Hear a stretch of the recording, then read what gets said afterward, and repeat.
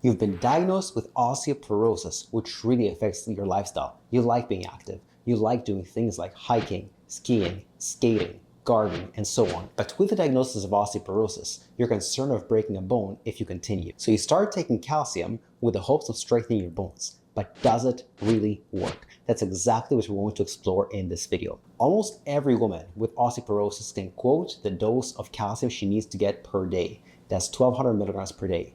But where did that number come from? If you look at government recommendations for calcium, you'll see where they got the data. They looked at apparently healthy people. Apparently healthy means they don't have osteoporosis, there's nothing visibly wrong with them, they don't have diabetes, etc. What's the problem with that though? Problem number one is that they didn't compare the calcium consumption of people with osteoporosis to people without osteoporosis. What if it's identical? What if they both consume the same amount of calcium? Well, then calcium is not the issue. The second problem is that the research from the government doesn't even state where they got the 1,200 milligrams from. In their own fact sheet for health professionals, the National Institutes of Health even states that calcium doesn't increase bone density.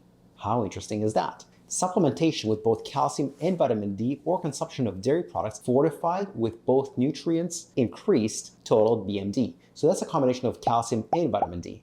But we know that if calcium by itself doesn't do it, then the effect is probably from vitamin D, not calcium. They later say in subgroup analyses, calcium had no effect on femoral neck bone mineral density. The femoral neck is your hip. Furthermore, they even admit that it doesn't decrease fracture risk either. In other words, it doesn't just not increase bone density, it doesn't even decrease fracture risk, which is what you want from a higher bone density. Observational evidence doesn't even show that increasing calcium intakes reduces the risk of fractures and falls in older adults. For instance, a longitudinal cohort study of 1,490 women between the ages of 42 and 52 years old at baseline, they were followed for 10 to 12 years. They found that their fracture risk was not significantly different between women who had a high calcium intake and those who had a low calcium intake. It didn't matter whether it was from supplements or from food.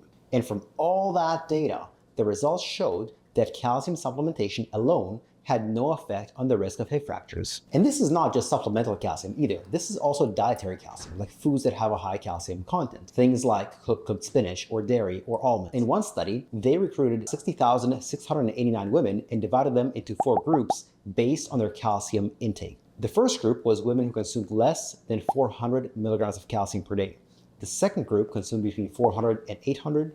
The third group, 800 to 1200, and the fourth group, over 1200. And the difference was non-existent. Whether they had a lot of calcium or not a lot of calcium or very little calcium, their fracture risk was the same, which means calcium doesn't actually strengthen bones in older adults. To keep things going, in one meta-analysis, researchers found no relationship between milk consumption and fracture risk. Whether people drank a lot of milk or no milk, it made no difference. And a final meta-analysis found the same thing. In other words, there is very little research that says calcium is good for the bones and a mountain of research that says it doesn't do anything.